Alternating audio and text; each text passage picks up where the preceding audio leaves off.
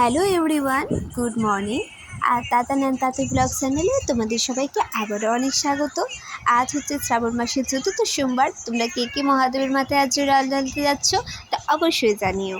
আর এখন কটা বাজে জানো? এখন বাজে ভোর 3টে। আর আমি এখন বসেছি মালা গাঁথতে, কারণ মালা গাঁথাটা অনেক হচ্ছে ধৈর্যের কাজ। আর যেহেতু আমার দুটো বাচ্চা খুবই ছোট, আর ওরা সারা জেগে থাকলে আমার এই সমস্ত কাজ, ধৈর্যের কাজগুলো একদমই হবে না। ডিস্টার্ব করবে, কোলে নিতে হবে বারবার। আর এই সমস্ত ঠাকুরের জিনিসপত্রগুলো মানে এঁঠো কাঠা, তারপর নোংরা লেগে যাবে, সেজন্য আমি এগুলো ভোরবেলা উঠে এখন বসে বসে করে নিচ্ছি। আর এখন বসেছি আমার অলরেডি মহাদেবের যে মেন মালাটা আছে সেটা আমি কেটে ফেলেছি। আজকে ইচ্ছা আছে 4খানা মালা তৈরি করব, তাই অনেক অনেক ফুল তুলেছি। আর একটু বেলা হলে না গাছে আর ফুল থাকে না, তাই আমি ওই জন্য সকালবেলাতে আমি উঠে ফুলগুলো তুলে নিয়ে মালাটা গেঁথে নিয়েছি। তো দেখো, তাতইকে আমার অলরেডি আবার করে দুবার ঘুম পাড়ানো হয়ে গেছে। তাতই যেহেতু দেখেছে যে মা পাশে নেই, সেহেতু আর লাইট জ্বলছে, ওই জন্য অলরেডি দুবার উঠেও পড়েছে। আবার ওকে আমি ঘুম টুম পাড়িয়ে দিয়েছি, কারণ এখন উঠলে মানে ওকে নিয়ে বসে থাকতে হবে। আর বাইরে প্রচণ্ড মশা, এই মশার মধ্যে না আমি মালা গাঁথতে পারবো না ও ঘুমোবে, একটা বিচ্ছিরি ব্যাপার হয়ে যাবে। ওই জন্য ওকে আবার করে আমি ঘুম পাড়িয়ে দিয়েছি, দিয়ে মালা টালা গেঁথে নিই। গেঁথে নেওয়ার পর আমার আরেকটা স্কুল প্রজেক্টের কাজ আছে, সেটা করব। মানে এখন আর আমি ঘুমোচ্ছি না। তো চলো তাড়াতাড়ি করে মালাটা গেঁথে নিই। আমার মালা টালা গাঁথা হয়ে গেছে। এখন দেখো কী সুন্দর সবাই ঘুমোচ্ছে, আর আমি এখন স্কুল প্রজেক্টের কাজগুলো নিয়ে বসবো। আর দেখো 1 কাপ চা নিয়ে বসেছি। আমি অনেকবার বলেছি এই প্রজেক্টের কাজগুলো আমাকে কেউ দেবে না, কারণ আমার ভালো লাগে না এগুলো করতে। আমার ধৈর্য এখন আর ধৈর্য করে সব কিছু মানে সুন্দর করে করতে পারি না। দেখো এই পিসটা বানিয়েছি, মানে এটা পেপার ক্রাফটের উপর একটা ইয়ে। আর একটা বানিয়েছি হচ্ছে তোমার কি বলে, ওই যে ওয়াল হ্যাঙ্গিংয়ের যেগুলো হয় না, সেগুলো বানিয়েছি। তো আর একটা বানিয়েছি হচ্ছে আমব্রেলা। এগুলো আগে অনেক ধৈর্য ধরে করতাম, অনেক সুন্দর সুন্দর। এখন আর না এগুলো কেমন ধৈর্যে আর ভালো লাগে না, ইচ্ছা করে না করতে। এখন এগুলো বসে বসে ভোরবেলা বসে বসে এগুলো আমি করেছি। আর দেখো সোনামা আমার উঠে গেছে ঘুম থেকে, এখন বাজে 6টা আর এখনও উঠে গেছে। আমি এখানে নিয়ে চলে এসে আমি এখন রান্না করছিলাম, ভাত করছিলাম। আর দেখো ও এখানে চলে এসেছে আমার সাথে। ওকে আমি দেখাচ্ছিলাম পাখিগুলোকে। এখানে না একটা ইষ্টিকুটুম পাখি বসে আছে, তাই সেটাই ওকে আমি দেখাচ্ছিলাম। আর একটু আগে কি হয়েছে জানো, আমি ভাত চাপিয়েছি আর ওখানে একটা গোসাপ বসেছিল। ঠিক আছে, এবার আমি বলছি আয় একসাথে রান্না করবো, যেই বলেছি দেখি গোসাপটা পালিয়ে গেল। এত হাসি লাগছিল, একা একাই হাসছিলাম। আর দেখো গ্যাসটার কি অবস্থা, গ্যাসটা অনেক পুরনো। গ্যাসটা আমি পরিষ্কার করেছি আজকে, আর গ্যাসটা প্রায় শেষ হয়ে এসেছে। ওই জন্য আমি এখন পরিষ্কার করে নিয়ে তারপর ছেলের রুটিগুলো করবো। আজকে ছেলেকে স্কুলে রুটি দেবো টিফিনে, তো সেগুলোই করছি। মামামকে আবার ঘুম পাড়িয়ে দিয়েছি, মামাম ওদিকে ঘুমাচ্ছে। ছেলেকে বলেছি বাবা তুমি যাও স্নান টান করে এসো। আর আজকে আমি তাতানকে স্কুলে টিফিনে দেবো বাটার দিয়ে রুটি দেবো। আমি জানি এটা বাটারটা পাউরুটির সাথে ভালো যায়, কিন্তু ঘি দিতে পারবো না রুটিতে, কারণ হাত ফাত মুছবে কি না, ধোবে কি না তার ঠিক নেই। সেই জন্য আমি রুটির সাথে বাটার আর একটু চিনি মিশিয়ে আজকে ওকে টিফিনে দেবো। আর দেখো আজকে তাতান স্কুলে ডিম ভাজা আর ভাত খেয়ে তারপরে স্কুল যাবে। আর যেহেতু আমার উপোস, সেহেতু আমি তো খেতে পারবো না, তার জন্য তাতানকে একটু অল্প করে ভাত দিয়েছি আর একটুখানি ডিম ভাজা করে দিয়েছি আর একটু বাটার দিয়ে দিয়েছি। বাটার দিয়ে ভাত দিয়ে মেখে আজকে খেয়ে স্কুল যাবে। আর আজকে আমি পৌঁছাতে এসেছি তাতানকে, আমিও এসেছি, ওর বাবাও এসেছে। ওর বাবা ওখানে বসে আছে। স্কুলে আসার কারণ হচ্ছে আমি স্কুল থেকে যাওয়ার পথে না একটুখানি ফল কিনবো, আর এখানে না একটা বেলের গাছ আছে, বেল পাতা নেব। আমাদের এই এলাকায় না, আমরা যে এলাকায় থাকি সেই এলাকায় বেল পাতা পাওয়া যায় না, সেজন্য আমি এখান থেকে একটু বেলপাতা নিয়ে যাব। আর দেখো আমি চলে ফল কিনতে, এখান থেকে ফল টল কিনে নিয়ে তারপর বাড়ি চলে যাবো। আজকে আর কোনো বাজার ঘাট করবো না এক্সট্রা। আর একটুখানি বাতাসা নেবো। বাতাসাটা ওর বাবাকে বলবো পাড়ার দোকান থেকে কিনে নিতে, কারণ এখান থেকে আর বাতাসা কিনলে আবার গাড়ি থেকে নামতে হবে। আর দেখো আর বাড়িতে এসে সমস্ত কাজকর্ম করে রান্নাবান্না তো করা হয়েই গিয়েছিল, তারপরে কাপড় টাপড় কেচে তারপরে বাসন টাসন মেজে সমস্ত কিছু করে হাত পা মানে স্নান টান করে আমি এখন আলতা পরতে বসেছি। কারণ এখন না তাতই ঘুমোচ্ছে, তাতইকে এসে আগে আমি খাইয়ে দিয়েছি, খাইয়ে দিয়ে ঘুমটুম পাড়িয়ে দিয়েছি, তাতেই এখনও পর্যন্ত ঘুমাচ্ছে। আর আমি এখন বসেছি আলতা পরতে, কারণ আলতা পরতে গেলে না তাতে প্রচণ্ড ডিস্টার্ব করে, কিছুতেই আলতাটা পরতে দেয় না। এর আগের বার কী হয়েছিল, মানে প্রথম সোমবারে কী হয়েছিল, আলতা এক পায়ে পড়েছে আর এক পায়ে নিয়ে তাদেরকে মানে এক পায়ে পড়েছে এক পায়ে পড়িনি, সেই অবস্থায় তাদেরকে নিয়ে ঘুমটুম পাড়িয়েছি। তারপর আবার এসে হচ্ছি, মানে প্রায় 15 মিনিট 16 মিনিট হয়ে গেছে আমি এক পায়ে আলতা পরে ঘুরেছি। ওই জন্য এখন এই সুযোগে আমি বসেছি আলতা পরতে। আমার আলতা পরতে প্রচণ্ড ভালো লাগে। আর শ্রাবণ মাসে সবাই কী বলে মন্দিরে যাব, খালি মানে পা খালি করে তো আর যাওয়া যায় না। ওই জন্য আমি প্রত্যেকবার যখনই মন্দিরে যাই তখনই আলতা টালতা পরে তারপরে মন্দিরে যাই। তো চলো আলতাটা পরে নিই।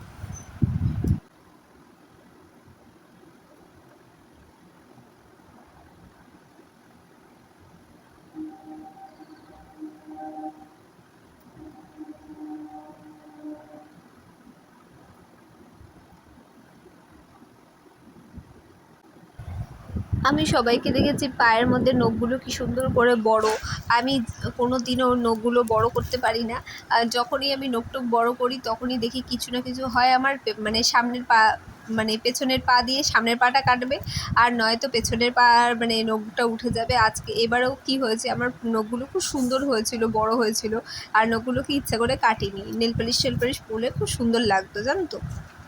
এবার মানে সেদিনকে বিছানায় উঠতে গেছি, দিয়ে দেখি একটা নখ পুরো উল্টে গেল।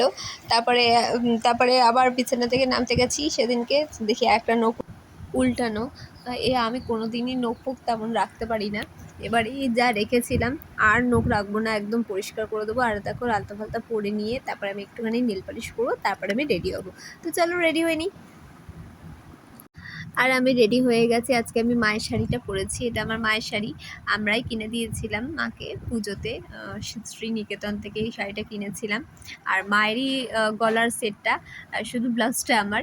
আর মাকে বলেছিলাম আমার মামামের যখন অন্নপ্রাশন ছিল, যেদিনকে মা অন্নপূর্ণা পুজোর দিন আমি বড় মার মন্দিরে এই শাড়িটা পরে গেছিলাম, সেই থেকে শাড়িটা আমার কাছেই ছিল, এখনও পর্যন্ত দেওয়া হয়নি। তো মাকে দিতে হবে এই শাড়িটা।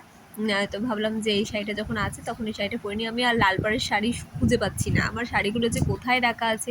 মামা হওয়ার আগে আমি সমস্ত কিছু গুছিয়ে গাছিয়ে রেখে সব আলমারিতে ঢুকিয়ে রেখেছিলাম, এখন আর আমি কিছুই খুঁজে পাচ্ছি না। তো সামনে যা আছে তাই পরছি, মায়েরই তো শাড়ি, অন্য কারোর তো না।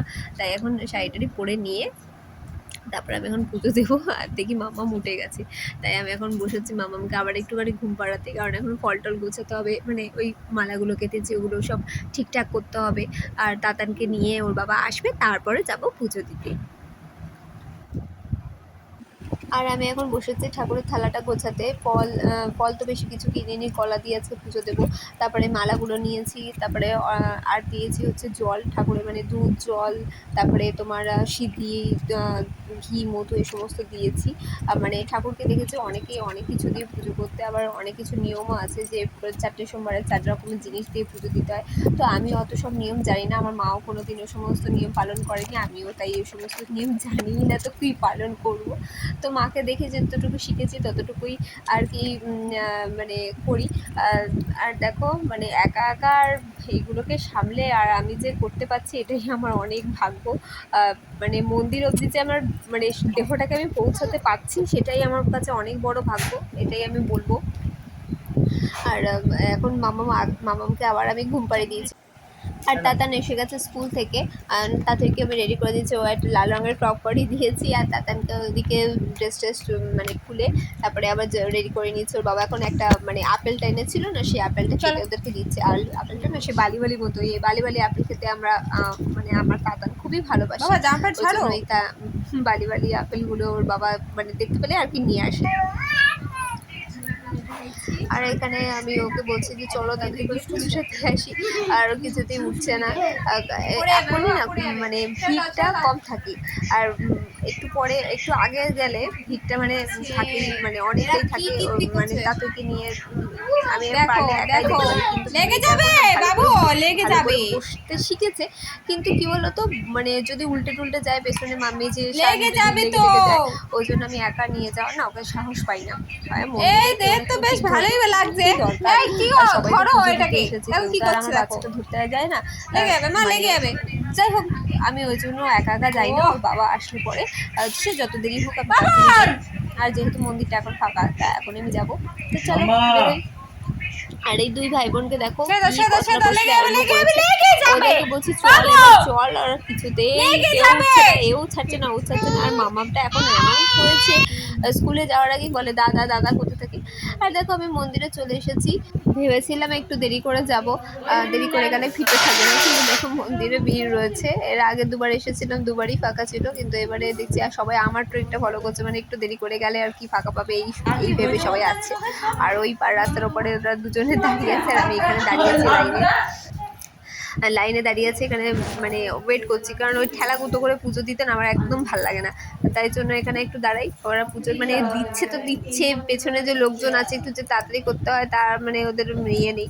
এর আগের বার এসেছিলাম ফোনে মানে সেলফি তুলতে ব্যস্ত ছিল, মন্দিরে এসে সেলফি তুলতে ব্যস্ত, মানে ভাবা যায় একটা ছবি তুললাম ঠাকুরের নিয়ে চলে গেলাম, মানে সেলফিটা আমি কি করতে তুলবো মন্দিরে, আমি জানি না। যার হোক যার ইয়ে তার আমি ছবি তুলেছি ঠাকুরের জন্য, একটা ছোট্ট রিল করেছি, রিল করে একদম বেরিয়ে এসেছি যাতে সবার পুজো দিতে অসুবিধা না হয়। সরি ওটা রিল বানাইনি, মানে ঠাকুরের একটা ভিডিও তুলে নিয়ে এসেছি, ওটা দিয়ে আমি একটা রিল ঘরে এসে বানিয়েছি। আর ঠাকুরকে ইয়ে করে আজকে শ্রাবণ মাসের সোমবার বলে কথা, মানে মহাদেবের মাথায় যে আমি জলটা ঢালতে পেরেছি উপোস করে, সেটাই আমার অনেক বড় প্রাপ্তি। মানে আর কি বলবো,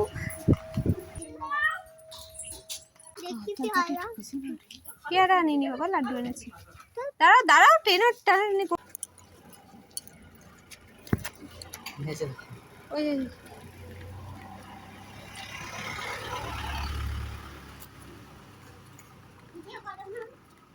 করছি তো, ব্যাস এবার নিয়ে নাও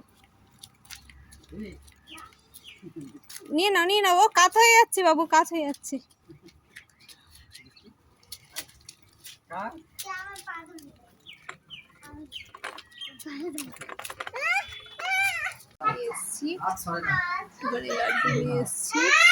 এই যে সোজা বসো, এদিকে এসো বাবু, নকশা নয় এনা, এই ওঠো ওঠো, এ বাবা ওঠ, দাদা ওমা ওমা এনা মা,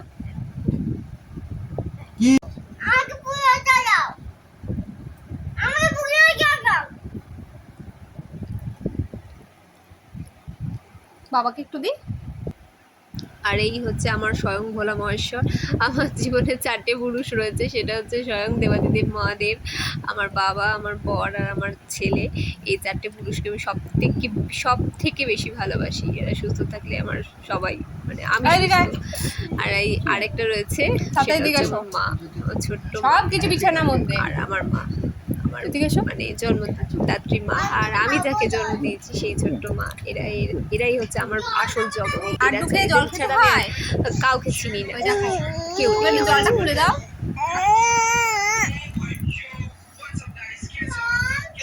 দিয়েছি তো, না নিলে আমি কি করবো?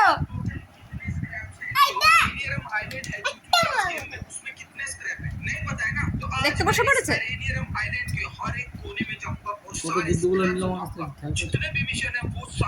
বলুকে দে, দেখ তাকিয়ে আছে কেমন করে। বাবু জল নিয়ে হিংসামা করতে নেই, দে জল দে।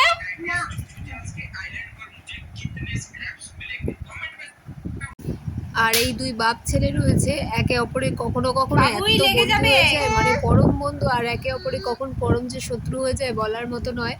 আর বাবারও দোষ আছে, বাবাটা ছেলেটাকে বোঝাতে থাকে, আর ছেলেটা যখন মানে তুমুল লেগে যায় তখনই মানে দোষ হয়ে যায়। হ্যাঁ আমাকে কেন ও আমাকে মারলো কেন, সেই নিয়ে দুজনে আমি হয়ে যাই বিচারক। কে কার মানে কার বিচার করবো আমি নিজেও জানি না। আর দেখো মামা আর পাপাকে দুজনকে আমি ঘুম পাড়ি দিয়েছিলাম, দুজনের মধ্যে একজন উঠে গেছে আর একজন ওঠেনি বলে দেখো কেমন খুঁচাখুচি আরম্ভ করেছে। মানে আমি দেখে আমি তাড়াতাড়ি করে ছবিটা রেকর্ড করতে শুরু করে দিয়েছি। মানে খোঁচাখুচি দেখেছো কাকে বলে, মানে ও কেন ঘুমিয়ে আছে, আমি কেন উঠে পড়েছি, দাদা ওঠ এরকম মুখে বলছে, দাদা দাদা করছে আর এরকম খোঁচাখুচি করছে। মানে মামা ওরকম মানে দাদাকে কখনো শুয়ে থাকতে দেয় না, আমি শুয়ে থাকলে আমাকে ওর করবে না, কিন্তু ওর দাদা শুয়ে থাকলে ওরকম খোঁচাখুচি করবে, নাক টানবে, খোঁচা পা দেবে, গলায় পা তুলে বসে থাকবে, এরকম দুষ্টুমি করবে। একটু দেখো তোমরা।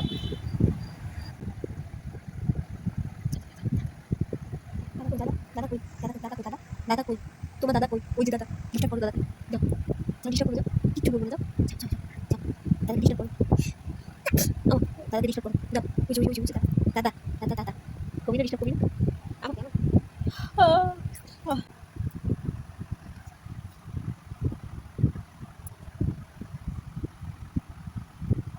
আর সন্ধ্যাবেলায় পড়ানোর পরে তাতানকে একটু মুড়ি খেতে দিয়েছিলাম, মুড়ি দিয়ে চানাচুর দিয়ে আমি খেতে দিয়েছিলাম। ও সন্ধ্যাবেলা মুড়ি চানাচুর খেতে প্রচণ্ড ভালোবাসে। আর এই কাঁচা লঙ্কাটা দেখি তাতানকে বলছি যে এই তো কাঁচা লঙ্কাটা বাবা তো খেতে ভালোবাসে, তুমিও তাহলে কাঁচা লঙ্কাটা খাও। তাতান বলছে না আমি খাবো না মা। না বাবা তোমাকে খেতেই হবে, দিয়ে দুজন মিলে খুব দুষ্টুমি করছিলাম। আর একটু আগে আমি প্রচণ্ড তাতানের উপর রেগে গেছিলাম, কারণ বাড়িতে একজন এসেছিলো, এবার তার সাথে তাকে বলেছি তাকে বসতে, বা তাতান কিছুতেই চেয়ারটা ছাড়ছিল না। ওই জন্য তাতানের সাথে সন্ধ্যাবেলা থেকে আমার একটু রাগারাগি চলছিল। তারপরে এখন একটু মানে রাগটা মানে সাইডে রেখে তাতানকে নিয়ে বসেছি পড়াতে। একটু না পড়লেই নয়, আবার কোন দিন পরীক্ষা দিয়ে দেবে, তার জন্য একটুখানি পড়াশুনো তো মানে ইয়েটা করতেই হবে। তারপরে আমি ওইদিকে কি হয়েছে, ভাত চাপিয়েছি গ্যাসে, এবার গ্যাসটা কী করেছে শেষ হয়ে গেছে, মানে অর্ধেক ভাত ফোটেও নি তখনই গ্যাসটা শেষ হয়ে গেছে। এবার আমি ভাবছি যে কী করবো, আর বাড়িতে না বাইরে প্রচণ্ড জোরে ঝড় বৃষ্টি হচ্ছে, রীতিমতো ঝড়ই উঠেছে বলতে গেলে, হাওয়া দিচ্ছে ঠান্ডা ঠান্ডা। আর এই অবস্থায় বাইরে গিয়েও তো আমি রান্না করতে পারবো না, আর আমার যে দুটো ইন্ডাকশন ছিল সেই দুটোই মানে নষ্ট হয়ে গেছে। আর এখন তো কেরোসিন তেল কিছুই পাওয়া যায় না, মানে আমি ভাবছি কি করব এখন। তো যাই হোক একটা বুদ্ধি বের করেছি, তো একটু পরে সেই মানে তাতই ঘুমাচ্ছে এখন, তাতই মানে ঘুমানো অবস্থায় আমি করে নেবো। তারপর ওর বাবা বলেছে আজকে রাত 10টা বাজবে আসতে। এখন মানে যা করার এখনই আমাকে করতে হবে। তো দাদাকে বলছি বাবা তুমি একটুখানি পড়াশুনো করতে থাকো, তাই একটুখানি আমি চলে গেলে তার পড়াশুনোটা হবে না, তার জন্য এখন আমি একটু পড়া করিনি, তারপর আমি যাবো মানে ওই ভাতটা মানে সদ্গতি করতে। আর একটা জিনিস কি বলতো, মা যতক্ষণ না বাচ্চাকে পড়াবে ততক্ষণ পর্যন্ত বাচ্চার মানে পড়াটা ঠিকঠাক হয় না, জানো তো। যতই তুমি টিচার রাখো যাই রাখো, মানে মা পড়ালে পরে সব কিছু বাচ্চা ঠিকঠাকই পড়াশোনা করবে মা পড়ালে, আমি এটাই মনে করি। তাই জন্য তাতানকে এখনও পর্যন্ত আমি পড়াচ্ছি। তবে টিচার তো দেবোই, টিচাররা মানে যখন পড়াশুনো মানে কথা শুনবে না তখন আমি টিচার দেবো, একটা রাগি দেখে টিচার। আর আমি এখন চলে যাচ্ছি ভাত রান্না করতে। আর দেখো সেই ইউনিক পদ্ধতিতে আমার ভাত রান্না। কী করবো বলো, পেছনে দেখো প্রচণ্ড ঝমঝমে বৃষ্টি পড়ছে, বাইরে যাওয়া যাচ্ছে না। এবার ওই বাচ্চা দুটোকে ঘরে রেখে বাইরে গিয়ে ওই ঢিচিতে রান্না করা আমার পক্ষে সম্ভব নয়, ওই জন্য ওই যে মানে পার্সেলের যে প্যাকেটগুলো আছে ওগুলো দিয়ে আমি এখন রান্না করছি। একদিন এরকম করে দেখো গ্যাস শেষ হয়ে গেলে, মানে যদি বাড়িতে অনেক কিছু না থাকে জ্বালানি, তখন একদিন এরকম করে করবে, কোনো অসুবিধা নেই। এটা হচ্ছে উপস্থিত বুদ্ধি না থাকলে কোনোদিন কোনো কিছু করা যায় না, মানে বুদ্ধি খাটাবার সব কিছুই সব ঠিকঠাক হবে।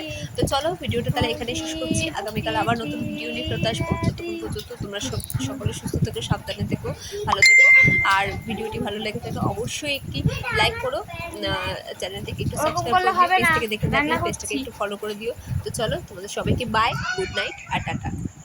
আর একদিন এরকম করে রান্না করে দেখবো।